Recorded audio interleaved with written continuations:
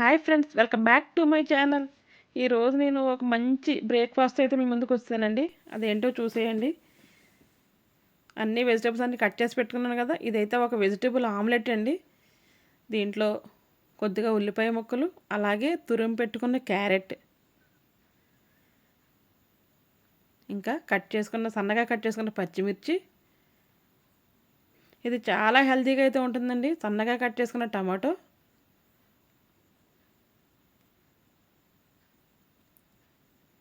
సన్నగా కట్ చేసుకున్న కొత్తిమీర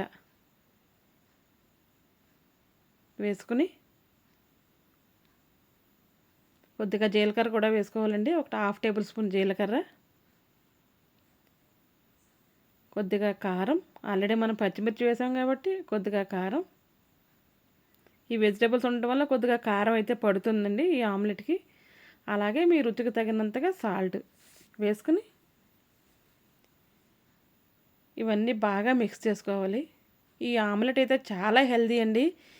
ఇది మనం ఒక ఆమ్లెట్ తిన్నామంటే మన పొట్ట చాలా ఫుల్ అయినట్టు అయితే ఉంటుంది. చాలా హెల్తీగా ఉంటుంది. అలా మనకి హెవీగా కూడా అనిపిస్తుంది. డైటింగ్లో ఉన్న వాళ్ళు కూడా ఈ ఆమ్లెట్ అయితే తీసుకోవచ్చు. అలాగే ఇది మార్నింగ్ బ్రేక్ఫాస్ట్గానే కాకుండా ఈవినింగ్ టైంలో స్నాక్లా కూడా తీసుకుంటే చాలా బాగుంటుందండి.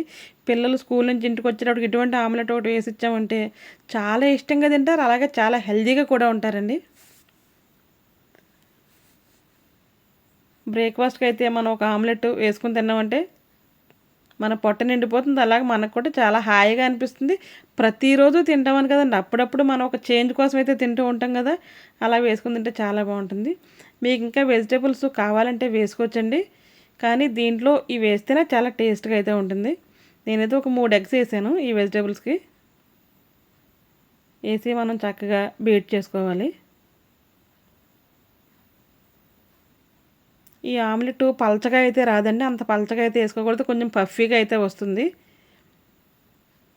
ఆమ్లెట్ చక్కగా పఫీగా రావాలంటే ఒక మంచి టిప్ ఏంటంటే అండి, ఇలా మనం మిక్స్ చేసేటప్పుడే అలా ఎక్కువగా బ్లెండ్ చేసినట్టయితే అనాలి. ఫోమీగా అయితే రావాలండి. ఫోమీగా వచ్చిందనుకోండి మన ఆమ్లెట్ వేసినప్పుడు చాలా పఫీగా అయితే ఉంటుంది.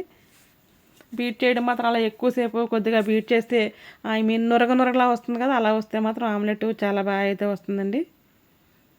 ఆమ్లెట్ కలపడం, వేయడం ఎంతకన్నా ఈజీ అసలు ఎక్కడన్నా ఉంటుందా? చాలా ఈజీ బ్రేక్ఫాస్ట్ కదా.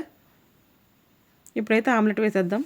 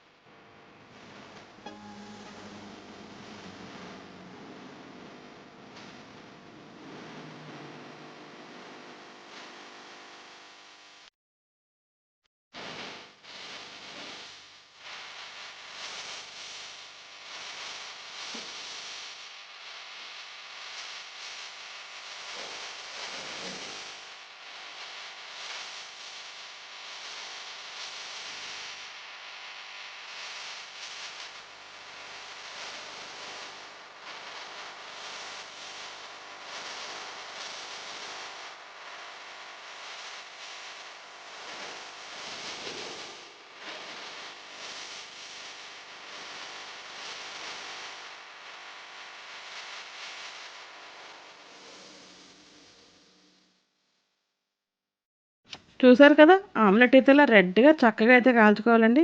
ఫ్లిప్ చేయడం చూసారా ఎంత ఈజీగా చేశానో. ప్లేట్ దాని మీద మూత పెట్టి మనం రివర్స్‌లో తిప్పితే చక్కగా ఆమ్లెట్ అయితే ప్లేట్‌లోకి వచ్చేస్తుంది. ఇరిగిపోకుండా చాలా చక్కగా అయితే వస్తుంది. చూసారు కదా! చూస్తేనే చాలా టెంప్ట్ అయిపోతున్నాం. ఎప్పుడెప్పుడు తినేయాలనేది మాత్రం అనిపిస్తుంది. ఇలా మనం అన్ని రకాల వెజిటబుల్స్ అలాగే లీఫీ వెజిటబుల్స్ ఉంటాయి కదా! పాలక్ అది ఉంటుంది. అటువంటివి కూడా చిన్న చిన్న ముక్కల కింద కట్ చేసి వేసుకుంటే గనక హెల్త్‌కి హెల్త్ చాలా బావుంటుందండి. అలాగే మనకు తినడానికి కూడా ఆమ్లెట్ అంటే ఇష్టం లేనోళ్ళు ఎవ్వరు ఉండరు కదా! చక్కగా పిల్లలు కూడా బాగా ఎంజాయ్ చేస్తూ తింటారు. ఇలా ఊరికే మనం బ్రేక్‌ఫాస్ట్‌లా తినేయొచ్చు. లేదంటే చాలా రకాలుగా తినొచ్చండి. టీ టైంలో స్నాక్‌లాగా కూడా తినొచ్చు.